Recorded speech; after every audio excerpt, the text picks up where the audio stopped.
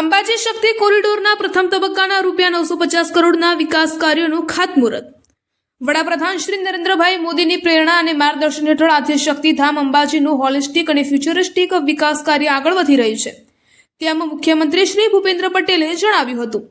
અંબાજીમાં મુખ્ય મંદિર, ગબ્બર અને માર સરોવરને જોડતા શક્તિ કોરિડોરના પ્રથમ તબક્કાના ₹950 કરોડના વિવિધ વિકાસ કામોના ખાતમુહૂર્ત તેમણે કર્યા.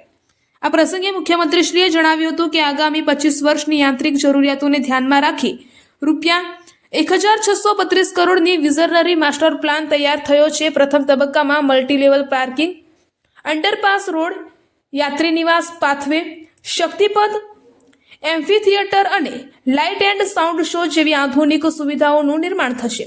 અંબાજી તારંગા રેલ પ્રોજેક્ટથી કનેક્ટિવિટી વધશે અને સ્થાનિક આર્થિક વિકાસને વેગ મળશે.